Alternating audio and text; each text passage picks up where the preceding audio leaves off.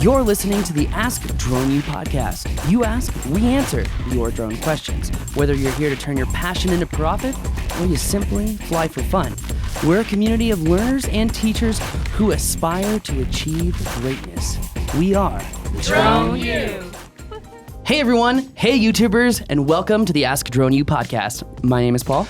My name is Rob, and we do thank you for joining us on a very special episode number 583. 583. This is something we've talked about a lot, but it's really specific to you YouTubers out there. Are you using drones? Are you flying? Are you monetizing your channel? Chances are the FAA may actually say, tisk tisk, you can't do that. In today's question, we're going to talk about why. We're also going to talk about what the FAA has done in the past, the kickback, and how it could also affect your real estate business.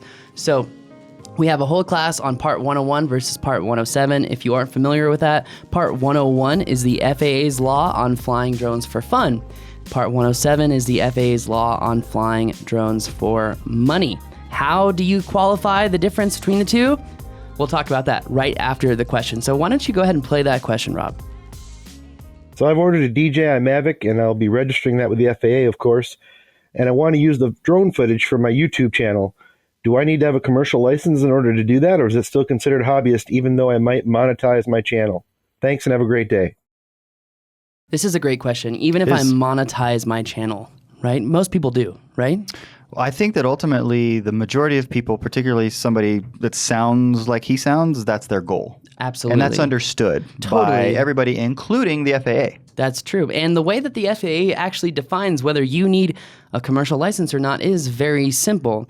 Will the drone footage or capturing aerials with the drone further your business? And I think the answer is very clear here that it will, because if he's getting a new perspective, if he's getting something that's driving traffic and he's making money off of it and he's getting money because of the traffic driven to the YouTube video, that's a commercial purpose. Yeah, and even if you want to call it a gray area, which I would argue that it's really not, but I think a lot of people might say that it is, you probably want to err on the side of not getting huge fines. Absolutely. Now, that being said, back in the day before 107, the FAA did try going after people who monetized YouTube channels who didn't have a 333, but many people argued, I don't need a 333 for this. The FAA clarified this issue in August of last year. You absolutely need a Part 107 license. And guess what, guys? It's really not that hard. It's $150. You study for the test, you get the license, and you have nothing to worry about. So if you are a YouTuber and you are using drone footage in your videos and they are monetized, should you be worried?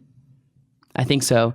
In fact, I'm trying to get the FAA on the show right now to talk about enforcement actions, which is very difficult to do because they have quite a few open right now, which I really want to talk about on the show because I think it'll deter illegal pilots from flying, especially when the barrier to entry is so easy, guys. I mean, like, you guys could say, oh, $150 is so much money. How much did you spend on your Xbox? Like, how much did you spend, on your iPhone? On your iPhone, on your pizza last night? Like, just go without pizza for 3 weeks and I think you'll be okay. The barrier to entry used to be $10,000, 6 months of schooling, and this ridiculous barrier to entry. Now it's $150. And some studying. I mean, it's not easy, the test, but it's very doable. If you passed any test in high school, you can pass this test. Most people pass it. 91.8% of all people who took the test passed it. Wow. Yep. Through what date? I'm just kidding. It doesn't. That was the FAA's last release of the symposium last month. So that being said, if you are a YouTuber and you are monetizing your channel, should you get a 107 license? Yes, you absolutely should, unless you're showing drone footage of your kids and you don't have a monetized YouTube channel. Yeah, and even if you want to say, which I think Jason was sort of alluding to, like I think I'm going to be doing that in the future. I want to use it and I'm probably going to earn money.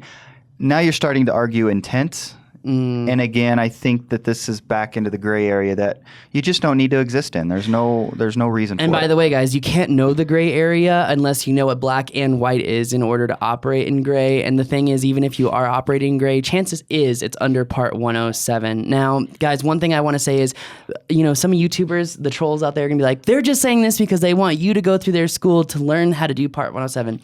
That's not why I'm saying it at all. I'm saying it because if there are a bunch of idiots like the YouTubers out there there that don't do their research and just go do stuff to get attention, you are going to ruin our industry because you're going to do things that you don't know are illegal. You don't know what you don't know. So my goal in telling this to you is not to say you have to get a 107. My goal is to say there is reason in getting a Part 107 license. It's going to educate you on airspace, potential problems where you can and can't fly. Like, for example, you can't fly over a parade. I don't know if you saw the video from yesterday where a dude was riding a bicycle and an Inspire 1 propeller got stuck in the spokes of his bike and flipped the thing over. If we can avoid these problems that are made by people who are not willing to take the time to get licensed, we're going to further our industry collectively. So I know a lot of people don't really care about industries as a whole. They don't really care about groups as a whole, associations as a whole, but understand that it will affect you and it will affect all pilots. The decisions you make will affect our regulations. And the example of that is Canada. Canada used to have the most open drone law on the planet, and they just rescinded a lot of it and created these huge distances that you have to maintain away from houses because a lot of stupid people went out flying in places they shouldn't be flying. We don't have to live in that system. We still live in a great regulatory system, and in order to maintain our freedoms to fly, it's best to have more and more people educated.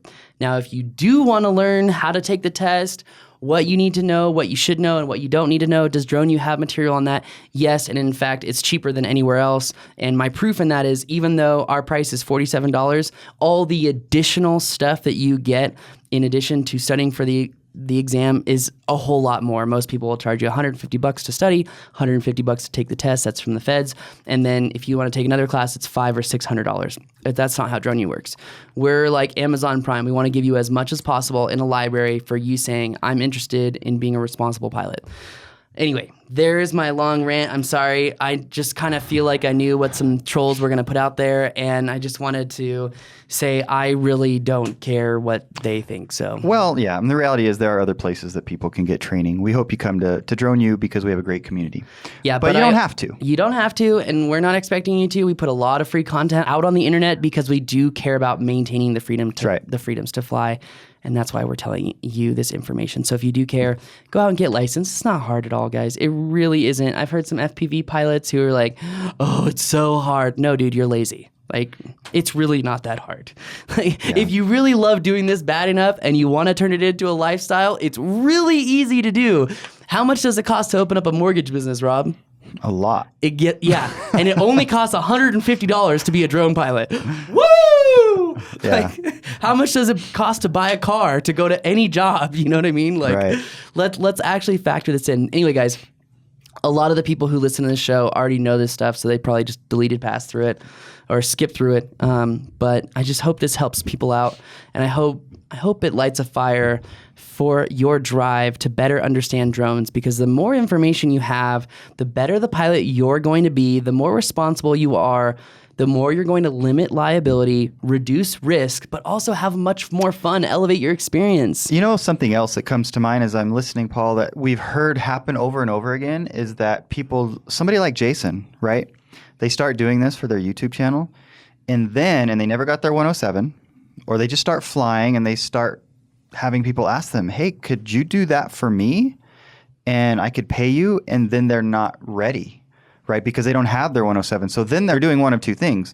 They're just doing it illegally, which too many are, or they're having to scramble to get their 107. And by the time they get back to that guy, they've lost that momentum that they had the opportunity to start.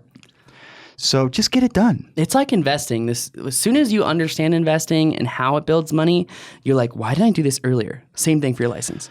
Yeah, that's why my kids have accounts that I never had as a kid. But anyways, that's another point. I want that account too, Rob. What are you gonna do? You gonna help me out, man?